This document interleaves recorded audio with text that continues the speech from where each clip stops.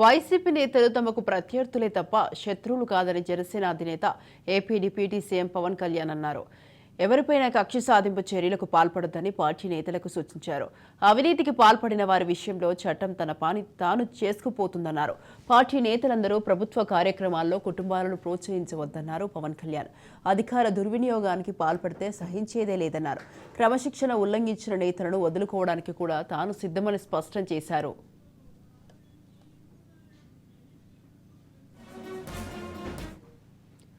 ప్రభుత్వంపై అందరికీ నమ్మకం కలిగించాల్సి ఉందని, ఏపీ సీఎం చంద్రబాబు 4 దశాబ్దాల అనుభవం రాష్ట్రానికి ఎంతో అవసరమని మరోసారి వివరించారు. పార్టీ కోసం కష్టపడిన వారిని తాను మర్చిపోనని అన్నారు. అయితే నామినేటెడ్ పోస్టులను టీడీపీ, బీజేపీతో కలిసి పంచుకోవాల్సి ఉంటుందని చెప్పారు. ఈ విషయాన్ని నేతలు అర్థం చేసుకోవాలని సూచించారు.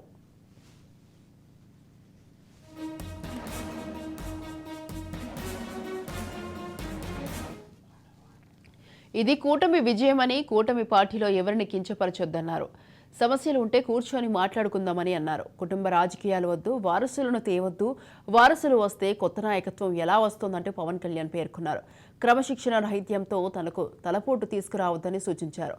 ప్రభుత్వ కార్యక్రమాలకు కుటుంబ సభ్యులను పిలవొద్దని, పదవులు ఉన్నా లేకున్నా పనిచేయాలని పవన్ కళ్యాణ్ తెలిపారు.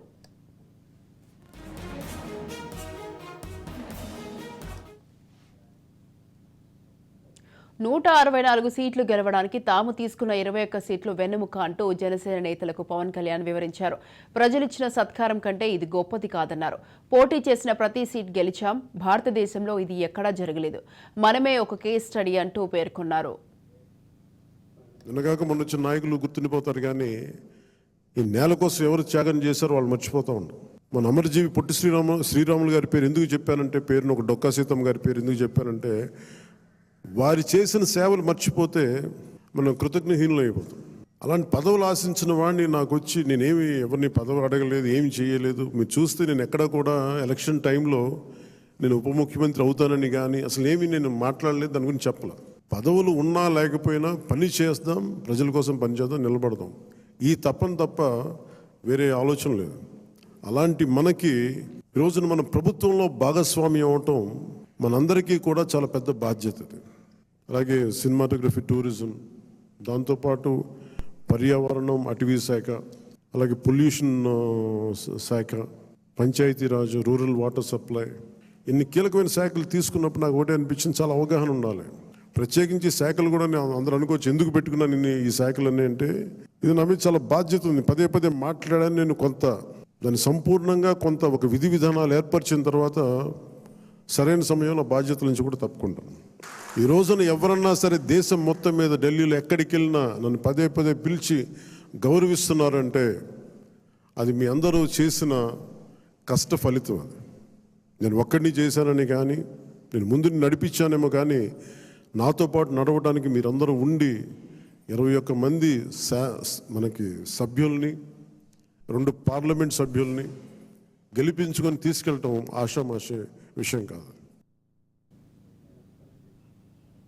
దీనిపై మరింత సమాచారం మా ప్రతినిధి రమేష్ అందిస్తారు. జనసేన పార్టీ అధినేత పవన్ కళ్యాణ్, రాష్ట్ర ఉప ముఖ్యమంత్రి పవన్ కళ్యాణ్ నేడు మంగళగిరి కేంద్ర కార్యాలయంలో కీలక సమావేశం అయితే కొనసాగిందని చెప్పుకోవచ్చు. కొన్ని కీలక వ్యాఖ్యలు అయితే చేశారు. అటు జనసేన ఎమ్మెల్యేలు, ఎంపీలకు సంబంధించినటువంటి, అదేవిధంగా జనసేన క్యాడర్కి సంబంధించినటువంటి ఒక దశానిర్దేశాన్ని ఇచ్చినటువంటి పరిస్థితి కనపడుతుంది. దాదాపు 2 గంటల పాటు ఆయన ప్రసంగించారు. 2 గంటల పాటు ప్రసంగించినటువంటి అనేక అంశాలు జనసేన అటు అధినేత పవన్ కళ్యాణ్ అనేక అంశాలు చర్చకొచ్చినటువంటి పరిస్థితి కనపడుతుంది. రాష్ట్రంలో చంద్రబాబు అనుభవం ఉన్నటువంటి ముఖ్యమంత్రి, సేవలు ఎంతో అవసరమను ఆయన ప్రశంసలు కురిపించినటువంటి పరిస్థితి కనపడుతుంది. జనసేన అధినేత పవన్ కళ్యాణ్ అదేవిధంగా పార్టీకి సంబంధించినటువంటి కుటుంబ సభ్యులు ఎవరు కూడా అటు ప్రభుత్వ కార్యాలయంలో కానీ అదేవిధంగా పార్టీ కార్యక్రమాల్లో కూడా ఇన్వాల్వ్ చేయొద్దంటూ కూడా ఒక కీలక వ్యాఖ్యలు అయితే చేసినటువంటి పరిస్థితి కనపడతాయి. ఈ నేపథ్యంలోనే జనసేన పార్టీకి సంబంధించినటువంటి ఇన్ఛార్జీలకి ఒక స్పష్టమైన వార్నింగ్ అయితే వెళ్ళినటువంటి పరిస్థితి కనపడుతుంది.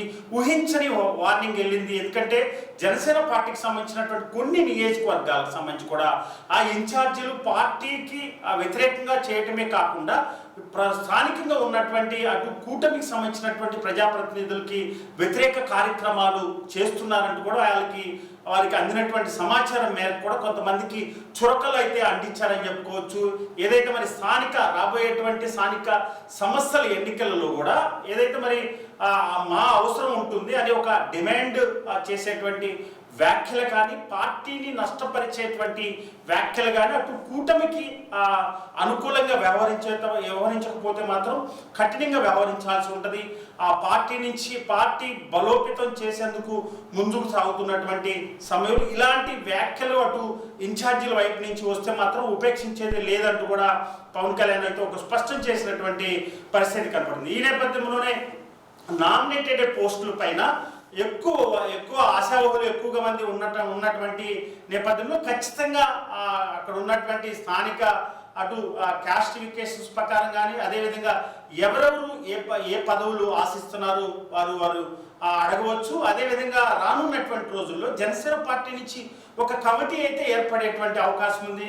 ఎంతమంది ఆశావహులు వచ్చారు, ఎవరెవరు ఏ పదవులు ఆశిస్తున్నారు, దాన్ని బట్టి కూడా మరి రానున్నటువంటి రోజులు ఆ కమిటీ నిర్ణయం ప్రకారమే పదవులు అందేటువంటి అవకాశం అయితే ఖచ్చితంగా ఉంది. ఎందుకంటే ఈ వ్యాఖ్యలు చేసినటువంటి సమయంలో వైసీపీ కరుడు కట్టినటువంటి వైసీపీ తీవ్రవాదులనే నేను ఎదుర్కొన్నాను, ఏదైతే మరి వీరిని ఎదుర్కోవడం పెద్ద లెక్క కాదంటూ కూడా ఆయన కార్యకర్తలకి ఏదైతే మరి అసంతృప్తి చేస్తున్నటువంటి కార్యకర్తలు కానీ, అదేవిధంగా పార్టీ వ్యతిరేక కార్యక్రమాలు చేసేటువంటి నాయకులు కూడా ఒక డైరెక్ట్ వార్నింగ్ అయితే ఇచ్చారని చెప్పుకోవచ్చు. ఎందుకంటే ఆయన స్పష్టంగా రాష్ట్ర భవిష్యత్తు కొరకు రానున్నటువంటి రోజుల్లో మరికొన్ని సంవత్సరాలు మరో 5 ఏళ్ళు కూడా ప్రభుత్వం వచ్చే విధంగా కూడా అటు చంద్రబాబు నాయుడుతో అడుగులు వేసేటువంటి అవకాశం ఉంది. ఏదైతే అనేక అంశాలు ముందస్తుగానే కూటమి ఏర్పడేటప్పుడు కూడా చంద్రబాబుతో ఎలాంటి అంశాలు చర్చకొచ్చినాయి, అదేవిధంగా రాష్ట్ర భవిష్యత్తు కొరకు రాష్ట్ర అభివృద్ధి కొరకే ముందుకెళ్లేటువంటి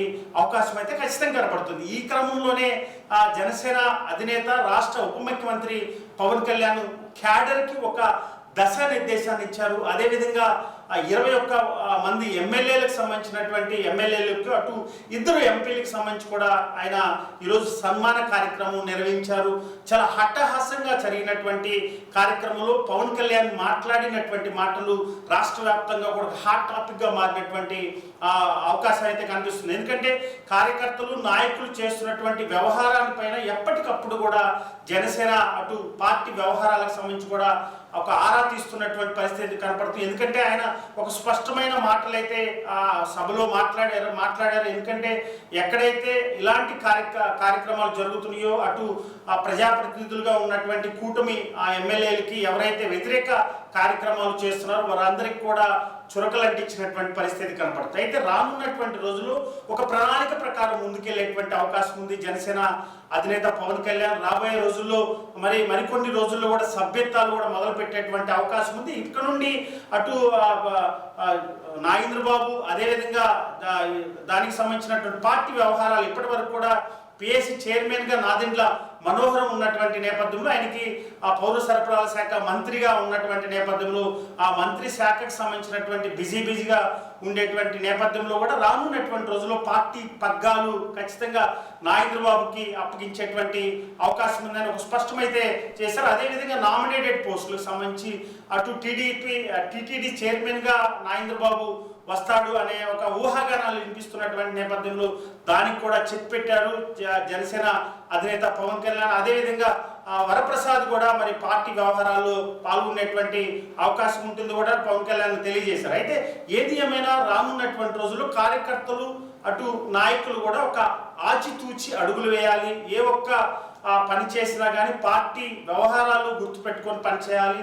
రానున్నటువంటి రోజుల్లో అది ఆశావహులు నామినేటెడ్ పోస్టులకు సంబంధించి ఎవరైతే ఆశావహులు ఉన్నారో వారందరికీ కూడా మరి ఒక అప్లికేషన్ రూపంలో ఇవ్వాలి. వాటిపైన కసరత్తు జరిగిన తర్వాత తగిన ప్రాధాన్యత అందరికీ దక్కుతుందంటూ కూడా పవన్ కళ్యాణ్ స్పష్టం చేసినటువంటి పరిస్థితి కనపడుతుంది. వీడియో జర్నలిస్ట్ సుభాష్తో రమేష్, రాజ్ న్యూస్, గుంటూరు నుండి.